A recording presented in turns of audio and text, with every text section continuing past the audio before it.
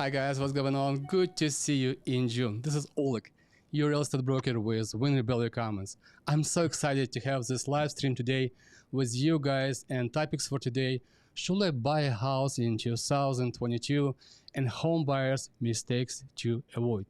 Also, I have a guest on the live stream, Oleg Tkach. Oleg, he's a branch manager and senior loan officer in FM lending. Oleg began his career as a loan officer in 2005. He is a business development coach in the core training. Welcome, Oleg. Thank you for having me. Yeah, we're going to do through a couple slideshows with you guys today. And on the end of this live stream, we're going to answer any questions you guys have. So as anybody is looking to the market, real estate market in 2022, we have a lot of fear from a lot of different buyers and sellers what's going to be happen to this market, but nobody have a crystal ball. But a lot of buyers, they fear how to buy property in best possible time and how not to pay for their property too much. But only three outcome we will have in this 2022. So first outcome, market can improve and home prices will go up. Second outcome can be a market can fail and home prices will go down. And third outcome, prices can be the same as right now and mortgage rates probably going to be stay the same. But a lot of buyers making mistakes, and number one mistakes I want to highlight today is this live stream is timing the market to buy real estate. We have different groups of buyers, and you have to ask question yourself: are you buying home as your primary residence, or you purchase property as a long-term investor, or are you a flipper, want to buy property and sell property with a couple of months? Myself, to be in this career for 22 years, I've been in everybody's shoes. I've been a flipper, I've been a long-term investor, and I'm homeowner as well. And I will highlight a little bit my story to give you like some perspective where I'm coming from. I got my license in 1999. I began my career in 1999. So first 6 months don't make any money, but first home I sold in Bellevue for my clients. I'm still friends with them right now. And after that, I'm trying to grow my career and build my business. But as being like in a foreigner in this country, I don't have any relatives, any help, and I have to start from the bottom.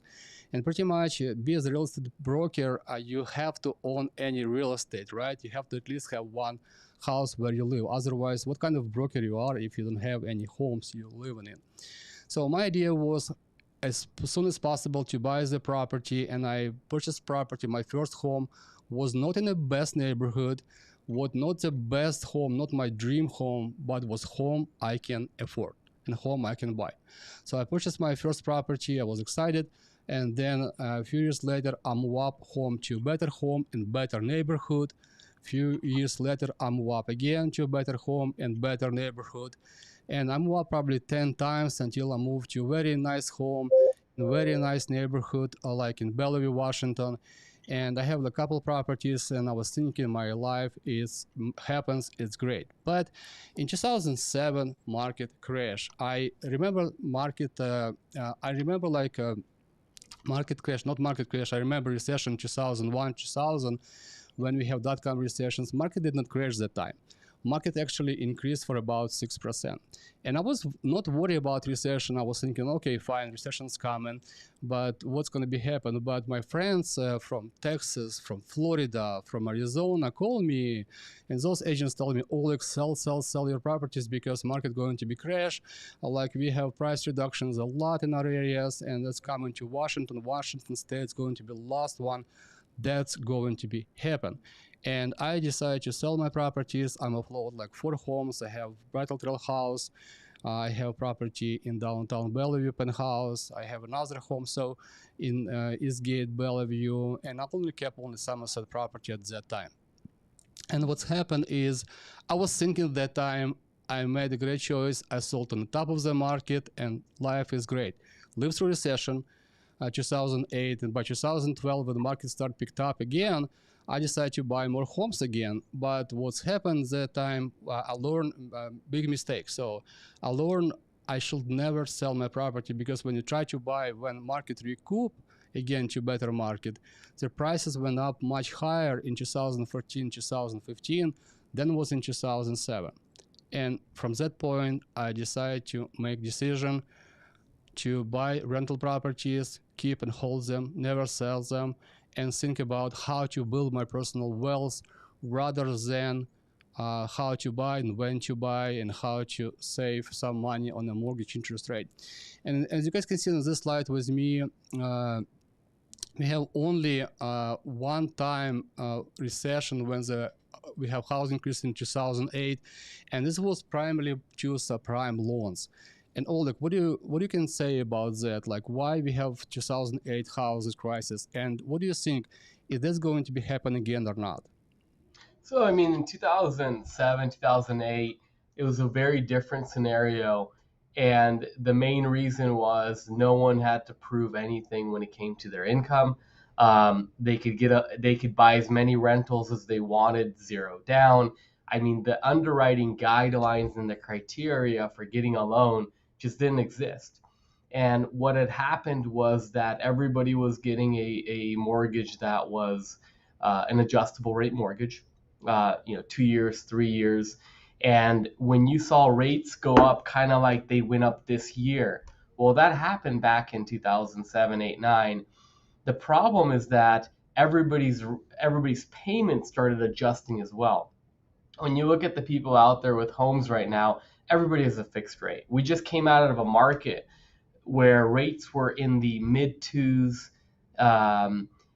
for 2 years, and so basically everybody that has a home right now, you could say 90% of them are in the twos. It's fixed. It's not going to change.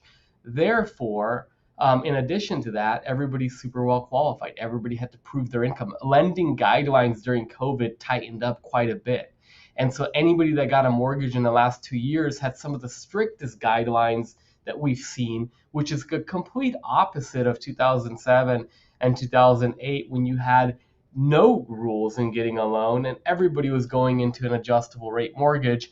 And then as rates adjusted, everybody's payments adjusted. And then at that point, people just started offloading their properties. So are we in a different market right now? Absolutely. I think that this is the complete opposite of what we saw from a lending perspective, from somebody that's sitting with a mortgage perspective than 2007, 2008. Right now, what we're seeing, in my opinion, is more of a little bit of a correction from the overreaction that we saw in the beginning of this year. And what do I mean by that? I'm like, well, if you look at it, we had rates in the, let's say you're celebrating New Year's, rates at that point, which was not that long ago, were in the high twos.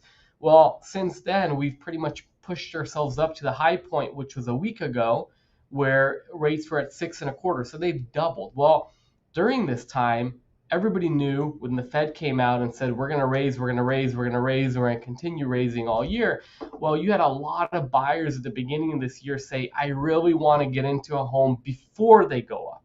Well, now they've gone up. And so what you're seeing is that crazy rush in the beginning of the year, which caused increased demand during a time in the spring where typically there's already a demand for homes. You saw a major increase, and that's why you saw some homes, in my opinion, they went over. It was very common for them to be 200,000-300,000 over ask, and there's a few homes that actually sold for $1 million over ask, and there's articles written about them and everything. And you ask yourself, well, why? Well, is that sustainable? In reality, no, it's not sustainable. That was a unique moment where people were trying to get in before the rates shot up. But now that they're there, now buyers are like, well, the damage has already been done, so I might as well take my time. Where sellers that were holding off are looking at it and saying, uh-oh, well, now the top is here. And once you've called the top, it's already too late. And now you see a flood of homes. Now you see cautious buyers on one end, and you see way more sellers on the other end. And that's why you're seeing a lot of the price corrections. It's not necessarily a market drop, in my opinion. I think it's more of a correction from the overreaction that we saw in the beginning of this year. Because in reality, like anybody that's comping out a home that's getting ready to sell, if you're smart, you're using comps from November and December. You're not using comps from, February, March, April, because that's obviously not, that wasn't a real market, right? Yeah. And so when you look back at November, December, in reality, I mean, we're kind of back at that stage. Now, what happens further? I mean, Oleg, you're the pro, and we'll let you take it from here. But as far as a comparison between 2007, 2008 to this little correction that we're seeing right now, which is causing major panic with certain people, not everybody. A lot of people are viewing this as opportunity, but certain people are seeing this and just panicking. And I think they're completely opposites when you look at the technicals behind it. Yeah, definitely. And we're going to look on the numbers. Numbers, actually, actual data we have available for us. But also, I want to add to this, to your great points about why that's not going to be happen right now, because I think a lot of people, a lot of owners who own their properties, they have a chance to refinance homes when we have very low interest rate, including myself. Like we have 2.75% for 30 years fixed rates, and a lot of people refinance properties. They have no reason to sell other than they move into different states, and to before we have the clients who like selling and buying only to like upgrade the property. But right now with higher interest rate, if they're gonna continue to be higher, most people going to be stay put to the properties where they stay. And also on the east side, for example, for the last 5 years, 25% all homes sold for cash buyers. So we don't have any mortgages too as well. Those buyers may become investors, maybe put those houses to rental pool, but they don't have the reason to sell. For example, if that's the scenario, like if market going to be fail in the future. But second mistakes, what I want to cover today in this live stream, second mistakes buyers making purchase decisions based on a mortgage interest rate, and you highlight a little bit about that. Mortgage interest rate was different in different time. Right now we have a lot of fear. Oh my gosh, 5.8%. It's a very, very high mortgage, but very high mortgage comparable to a few months ago, 6 months ago, or a few years ago. But when you guys look back for history, and history, this is like Fed history for last 45 years data, bottom slides, you guys can see mortgage rates was much higher than being for last 5 years. And we have only a short period of time when we have like 3 to 4% mortgage interest rate, and due to the COVID again, and right now they're coming back to normality when they're supposed to be. So I don't think the mortgage interest rate will slow down the purchase power for the buyers and demand from the buyers. I think demand will be less, and we're gonna have more like competitive buyers. But when you guys look on the slideshow on the right, on the top, you guys see National Home Price Index. Besides 2008 to 2012 recessions, home prices for last 45 years just climbing up and climbing up and climbing up. And this is interesting data as well for you guys. I've got from our management company from Windermere, and this is year-to-date data for May data, so comparable what's happened with the rental market in our locations, and rental market increasing everywhere a lot. So you guys can see with me on the screen, Central Seattle rental increase for 41% year-to-date, Queen Anne 14%, Belltown 51%, West Bellevue 25%, Kirkland 15%, and this is a lot of money. And for those people who are building assets and investments, properties, it's a great recession. I think if you're going to have recession, if price is going to be decreased, it's a great time for them to build wealth, to buy more rental properties, because simply it's a very safe assets. Real estate safer assets than stock market assets. So, and that's why real estate attract a lot of investors, and a lot of investors who buy properties for long term, buying specifically in recession time. They're not buying homes as when the market good. They're buying homes when the market is bad. And I think like either way, what's going to be happen, we're going to be continue with sellers market probably for some time till end of this year. And important data, what I will advise for my viewers to look for unemployment rate, because you guys can see on the slide here, in 2008 to 2012, we have high unemployment and we have recessions. But right now, unemployment rate 3.6%. I will be worried if unemployment rate going to be like climb to the 7% or higher. That's gonna be worry me. We're probably gonna go through recession time. But what possible outcome we should see if market going to be approved, we're going to have inflation between 5 and 6%, and that's called soft landing. And with a soft landing, stock market going to be rally. And what's going to be happening with the stock market going to be rally? Those stage buyers going to be back to the market to sell stocks and buy real estate properties, and market going to be hot again. And I think like with that guy's reason, the market is really great right now, and that's why chief economist from Realtor.com showing this predictions for 2022. What they're saying, even with increasing inventory for about 15% nationally through United States, they still thinking home prices going to be improve and increase for about 5%. But looking back to our local data, this is Puget Sound area, our local neighborhood pretty much, Sammamish County, King County, and Pierce County. And through all those neighborhoods, you guys can see yellow color, which represents seller's market, 0 to 2 months inventory. We have only a green slide in West Bellevue, where we have 2.3 months inventory with medium sell price $3.5 million. But pretty much everywhere it's a seller's market, and we're not in a still balanced market right now. Hopefully, I think by end of this month, we're going to have between 1.5 to 2 months inventory. We're going to be moved to the balanced market, and it is great for buyers. For many of my clients who wasn't able to buy houses before, now they can actually buy houses. They don't have to compete with 20 other buyers. They don't have to release earnest money. It's non-refundable deposit to the seller. They can do home inspection. They can negotiate price. They can buy house they want.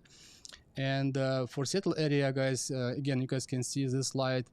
So year to date, prices increased for about 12%. And the east side, year to date, prices increased for about 22%. And but what changes we have right now, what we see on the market on the east side, for example, prices decrease for about 8% month over month. And reason for that is because for last 90 days on the east side, prices increased for 45%. This is very unusual when the medium sell price was $1.25 million and jumped to $1.8 million within 90 days. And this is very, very unusual. And this is coming back to normality. I think it's market really healthy, and we have like and we have less people buying home right now. It's only because we live in a Tech City, I think. And with Tech City, with Amazon stocks drop down, you guys can see 52 weeks highs was dropped down for 36%. Microsoft stocks went down 32%, and Google went down 25%. We do have a little bit less buyers power on east side, and that's what we see right now on the market. But those slides you guys can see just for last decade, 10 years, King County data, medium sell price index is pretty much going up, and you guys can see new listings index when we have drop down in the listings for only COVID time when COVID hits our country. But right now we have slightly more inventory, moving to the more healthy market. But we have similar inventory like we had for in 2017, 2014. We have pretty healthy market, and market can absorb those properties. And number 3 mistakes any buyers making, not to spend time on financial education. I think this is really, really important, because if people who buying properties, if they jump right to the buying home without any financial education, I think this is a mistake, and anybody who buying property have to prepare. And why do you think, Oleg, it's important to have financial education? Well, I think that a lot of people, when you look at buying a property, it's kind of like going to a car dealership. Most people want to look at cars. They want to, touch the leather or whatever, the steering wheel, look at all the accessories, the button, because that's like the fun part of car shopping. Very few people go in there and talk to the finance manager first, find out what their payments will be, make sure it meets their budgets and everything else, and then go look at cars, right? And I think a lot of that is the same for homes. I think a lot of people start with, looking for that home first, seeing what pops up there.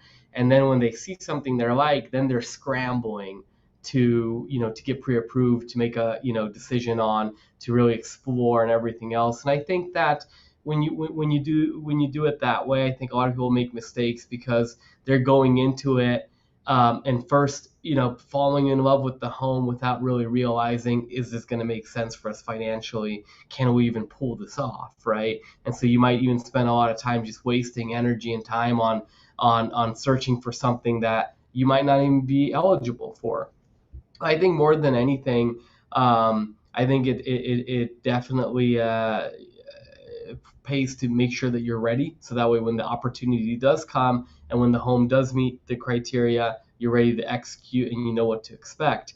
One thing that I'll tell you, and when you just talked about the market a couple months ago compared to now, I was talking to a lot of our buyers right now, and basically, let's just look back at 90 days ago, and we had a ton of buyers, and every home had 17 offers on it, and every home had an over asking offer, and everything was waived. Earnest money was released to the seller. Every contingency was waived. Everything, right?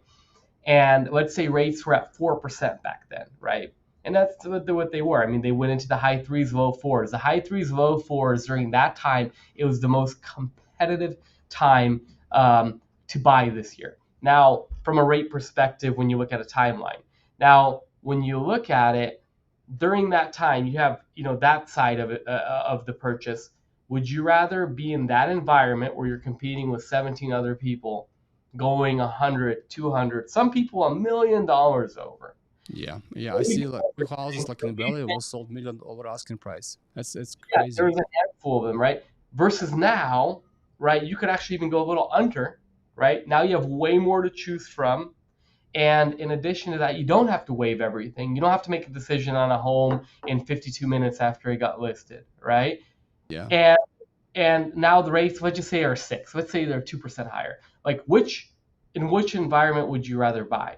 Now, emotionally, people buy in the first one because they see everyone around them buying, and they see 17 other people there ready to make an offer. Now, logically, that's obviously not the right time when you compare it to a time like this, where again you could go under ask on a lot of homes right now.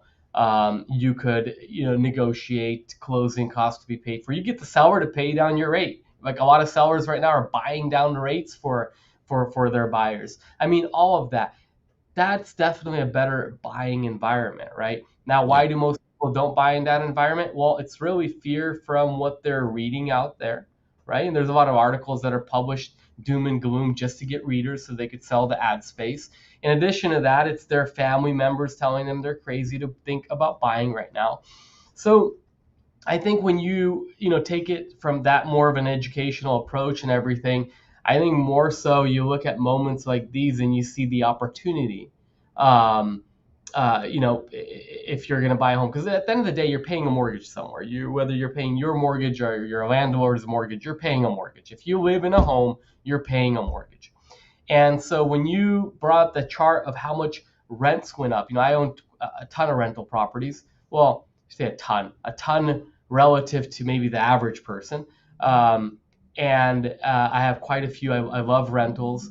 And every time somebody moves out of my rentals, I get excited. Why? Because I know there's a major rent increase coming. In fact, I had one property, my property manager has contacted me and said, "Hey, so and so moved out. We're renting out their place for $18.95. They just pre-leased it, sight unseen. Somebody just what's it called per the virtual tour or whatever, $26.95. I mean, not even hey, let's give it a day or give it a week or anything. Just boom, done. The demand for housing in this area is so high. It's so great.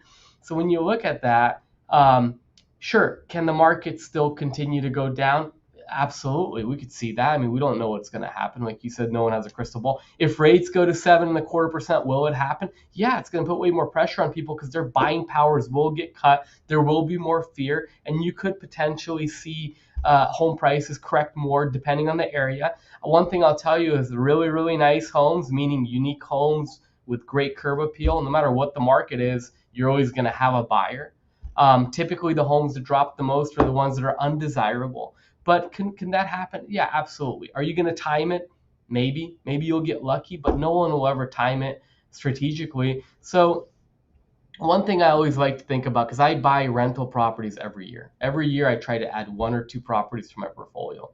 And a lot of people are like, well, but what if they go down next year or the year after that? My opinion on it, and I don't mean this in any salesy way or anything like that, is this.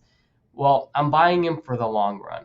I'm buying him for 10, 20, 30. Honestly, I hope I keep him forever. And so the question that I always like to ask myself or anybody is, you know, if you're buying this to sell in the next 6 months or 9 months, let's say you're a flipper, should you be concerned right now? Yeah. Probably, absolutely, Yeah. 100%. But if you're not in the business of flipping a home and you're buying a home to keep, and no matter what you buy right now, even if the market goes down another 10% or 15%, let's just say it does. We don't know, but let's just say 10 years from now, will it be worth more than it is today? Absolutely 100%.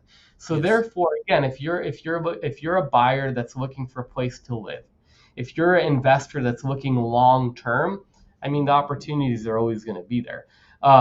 In regards to rates, here's the thing: we saw rates at the lowest levels we've ever seen them, which is part of the reason why it sparked such a buying boom. And now we're seeing them go up, and they're going to continue going up. And the Fed is very clear on it. There's no secret. They're going to raise. They're going to continue raising. They're continue raising through the end of the year. And so we're probably going to see rates in the sevens. It's going to happen.